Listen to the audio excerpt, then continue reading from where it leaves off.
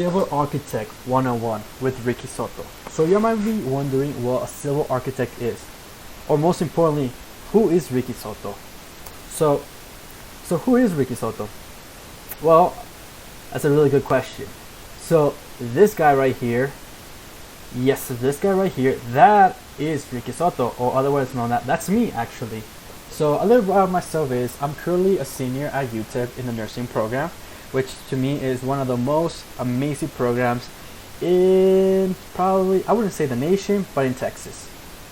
I'll be graduating this May, hopefully if everything goes well, especially with the whole coronavirus situation and if things don't progress any further. And hopefully I'll be practicing my studies at the Del Sol Medical Center in the ICU unit, or otherwise known as the intensive care unit. The main reason why I chose to become a nurse was because I wanted to help out people and I wanted to do something. I wanted to impact someone. And when I was younger, I actually got sick and I ended up in the hospital. And actually, I met a nurse and she kind of just changed my mind and changed my point of view of everything.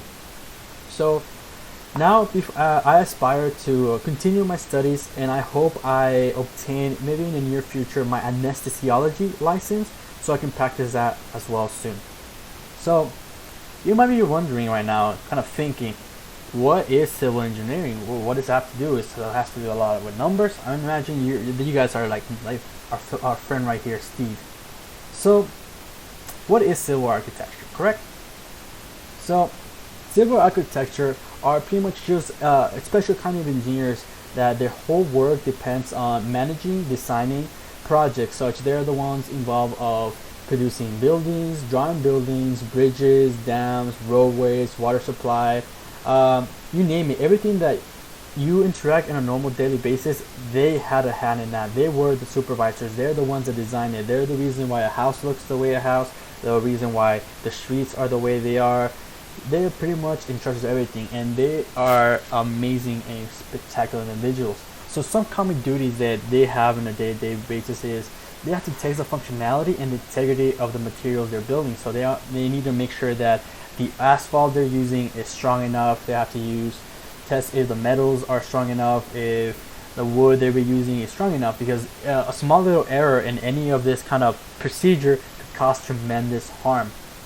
Another thing, kind of duty they have is they have to survey and report. So whenever they see anything wrong within the land, they have to report that, make sure everything's up to code. Other thing is they utilize softwares in the computer to plan in projects. So before they even use the computer, they get a piece of paper and a pencil and they draw up what they want to do. They kind of sketch a little idea of what it's perfectly. And nowadays we have programs like CAD design that allow the architects to actually use that preliminary drawing they have into something more advanced. In addition, they have to consider the project, the cost. So for example, here in El Paso, think about Plaza de los Lagartos.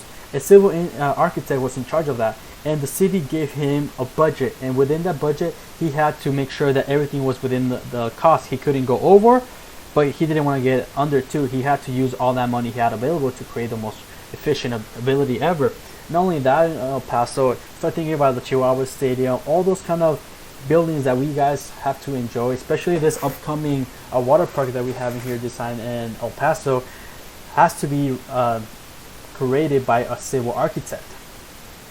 So this is a little few things like say. So architects are in charge of parks, how many tubings, railroads, you name it. They have to be in charge of everything. They have to be part of everything. So you want to be an architect. So there are typically three main steps to becoming a licensed architect. Step number one is you have to get your education, completing a professional degree in architecture. Step two is an internship. You have to get relevant experience about architecture. You have to go work for someone, get this experience, get to know what is in style, what's not in style. You have to start learning as much as you can. And the last step is actually you have to take your exam. So every state is different, but most of the time is before you actually start practicing, you have to pass your state exam. And depending on the state you want to practice, all exams are different. So step number 1. So you got to hit the books. There's no way around that. So first you have to make sure you get your indication. So most of the times you have to earn a professional degree in architecture. This is a typical path for a lot of architects in all states to follow. So most architects earn the professional degree through a 5-year Bachelor of Architecture degree program. Many earn a master's degrees in architecture, which is highly recommended, and at this point in our community, they're trying to push more for the master's in architecture, which could take an additional 5 years to complete, depending on how much training the student has, how much background he already has in architecture, and if he has any other. So right now you're looking at around maybe 5 years starting, and then another 5 years. That's a total of 10 years before you even complete phase step 1. So you'll be like over here, our good friend Homer over here reading those books like crazy, over and over and over and over, but it's gonna be all worth it in the end. So this is most likely going to be all you guys having to deal with, all the classes you have to manage, especially reading with all the buildings. And you guys are starting from the beginning of civilization up to today. So there's a lot of reading to be happening, right? So it'll stop there. Step 1 isn't even done. So while you're going to college, you're going to have classes like architecture history, architecture theory, building design with emphasis on computer-aided design. So like the drawing right here where my mouse is pointing at, this is something you guys will be doing on your computers. You guys will be designing houses regarding to a specific kind of motion you guys like or design you like as independent on the computer. This is going to be CAD or computer-aided design and drafting. Structured technologies.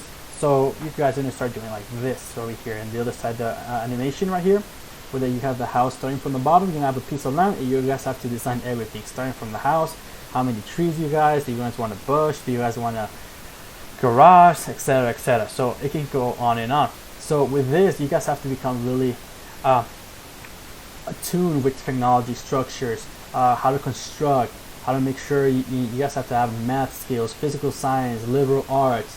So most of these architecture programs are centered around designing studios. So not only are you guys going to be spending a lot of time in class studying, you guys are going to be spending a lot of time outside in a place called a studio, where you guys are going to start developing all these skills, start having drawings, start developing your portfolios, where you guys are going to start storing all your ideas that can actually be used once you guys finish school.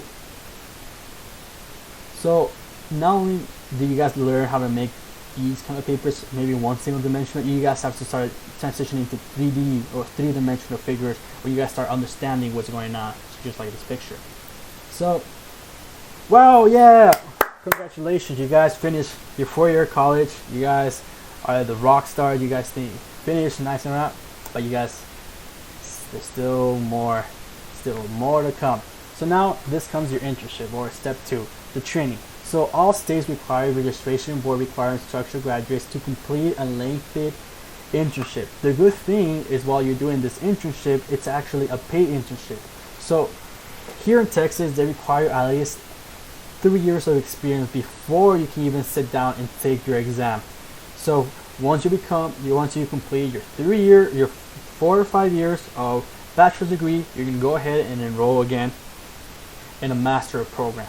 Once you're done with your master program, that can take you anything between 1 year, if you're super accelerated, you want to finish it, or it can take you up to 5 years. You then will apply for internship, depending on who you want to work for and how long you want to work for. You do have to stay there for 3 years. But the upside is it's going to be paid in its experience. So you guys now, whatever you guys learn in college, you guys are actually going to start applying it in the real world and start developing these skills that you guys need. So the most graduates complete the training periods by working by architecture firms through the inter-development program. Some states allow the portion of training to occur in the offices of related careers, such as engineering, general contractors. But architecture students who complete internship while still in school can count some of the time towards the 3-year training. So I personally have a friend who did architecture for 4 years. He's almost done. This is the most efficient way to do it. As you're finishing your bachelor's and master's, you are allowed here in Texas to do internship here and there during your semesters, and that time you're doing your internship will count for the 3-year training you have to do. But what this means is your ears are going to start becoming lengthening and becoming more wide. Step 3, you guys are in the end of the road. You guys completed. Congratulations. You guys already went for 4 or 5 years of bachelor school, 5 years of master school. You guys already did your 3-year registration. You guys already have 13 years studying for this, and it's come for the test. This is extremely important. All states require you, the architects, to complete this test to obtain the licensure. So if said individual does not complete the licensure, they do not complete the architectural degree or the architectural license, and they will be unable to practice architecture regardless of what is said. So most states require some of the continue. So after you complete your license and certifications, Texas require you to continue your education, to keep yourself up to date of what is the latest innovations, educations, and ideas going out. So Texas, especially universities, they provide about educational workshops. They can go ahead, you take university classes, go to conference, study sub-courses, and most of the time firms offer their employees a little workshops and conference they can go out to. They can go have a good time, explore, learn a lot, and then they come back, and those hours actually apply for the state requirements for continuing education. So now that I keep talking about skills you guys have to acquire. So throughout your whole 13-year plus training, you guys are going to acquire a plethora of skills. Starting from, you guys are going to start being extremely creative, because you guys have to build stuff like here in this picture right here. This picture had to be created by someone, and someone had to actually imagine it, envision it to the T. They had to understand every single little wire, every little single cross beam, the wall. So they had to creatively visualize all this stuff. So you guys are going to start developing something called creativity and visualization. So you guys are going to start actually being able to see the building or visualize what you guys have in mind inside your head. And not only that, to actually translate whatever you guys have in your imagination to a piece of paper, that's another skill in itself. In addition, you have to be able to actually communicate what your guys' vision is to other people. Because if you guys are unable to actually, for example, tell someone that your building's going to be round and with concave edges and super complicated, if you're unable to actually communicate that to someone, they cannot actually visualize it or actually understand where your idea is. In addition is, you have to have some active listening.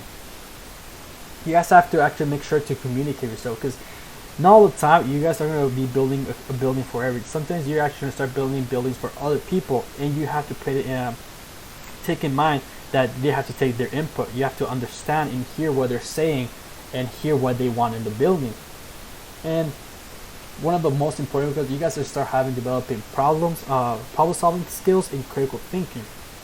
Because there's going to be things that you guys are going to start thinking that it can defy gravity, or you guys have to start thinking about how to resolve a problem really, really efficiently. So problem solving would arise during most building projects. So throughout architecture school, you guys are going to have a lot of architecture problems. You're actually going to start building models. You guys are going to do them in the computer, in the real world. And this is going to put you guys in ways to solve this problem, because you guys don't have limited resources and limited time to complete it. So therefore, you guys have to use your critical thinking skills to see what are quick ways to solve the problem and actually evaluate a problem if it arises. In case you guys ran out of something, how can you guys fix or get something else? So you guys, 13 years plus is a lot of time in school, but you play hard and you earn hard, right?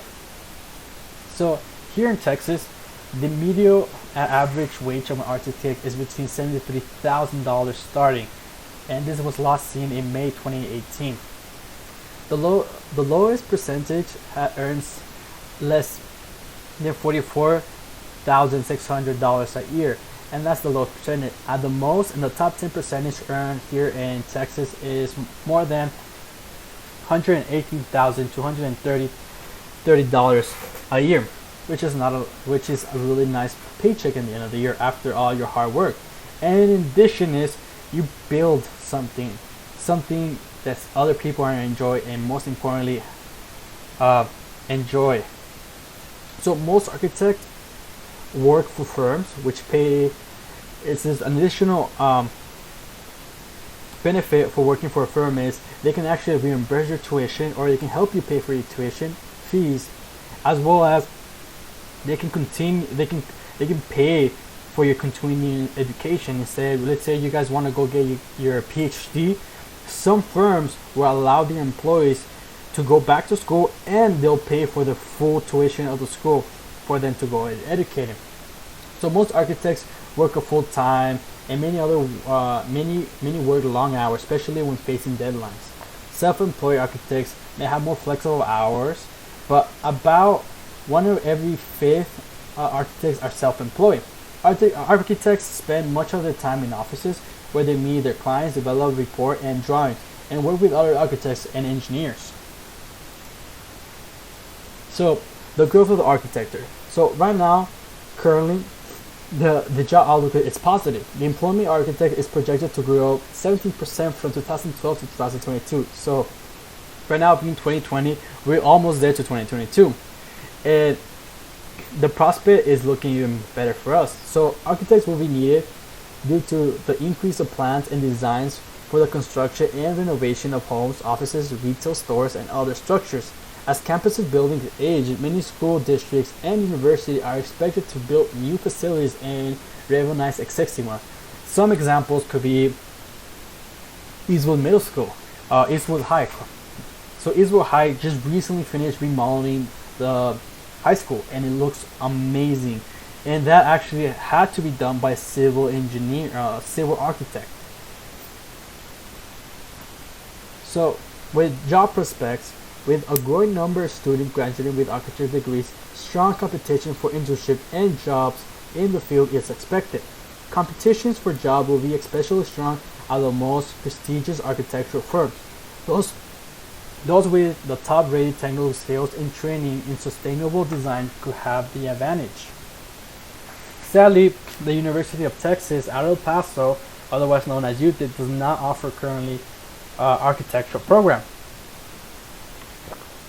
But Texas is not left behind. UT Texas, they offer a really amazing architectural program, as well as UTSA, the University of Texas at San Antonio, has one of the best architectural programs here in Texas. So these are some of the drawings right here. This kind of drawing right here, it's actually supposed to be a power plant designed by my friend, who his name is Julio. He actually was gracious enough to let me borrow his design, and he designed this power plant for a small city, and it's supposed to be the design of a safe kind of water power, nuclear power water system plant. He told me, and he told me that this system can actually be constructed, but right now is, because he's still a student, they're still under his belt, and he hasn't actually offered this to anyone, which is still amazing. As a student, you can able make sure that your buildings are made. So a quick summary. So civil engineers plan, design, manage projects such as building, bridges, dams, roadways, water supply. They work in public or in private sectors in various positions, including they're the main designers, they're the constructor, or easily enough, they just make the research and give it to someone else. Education-wise, you need a BSN in architecture and a master in architecture, which could be a total of 10 years. In addition to the 10 years, you need to get some experience on your belt. And in Texas, you need at least 3 years of experience, equaling a total of 13 years. After the 13 years completed, you can go ahead and apply for your state exams to get your license. Some of the skills that you guys will acquire through your 13 years of studying are going to be critical thinking. You guys are going to become really excellent drawers, because there's something called freehand drawing class, in which the only thing you do in that class is you just draw. draw. So you guys, at the end of this, you guys are going to become really good drawers.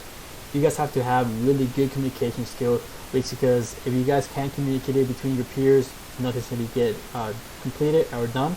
You guys are going to have an excellent creativeness and imagination.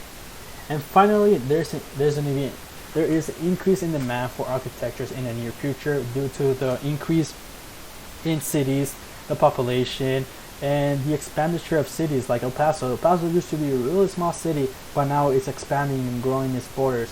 And we're going to start having a lot of architects come here to El Paso to help develop our city. And with the project pay of $73,000 a year, it's not a bad job to have. And well, that concludes my class, my teaching. Thank you very much for listening, and have a good day.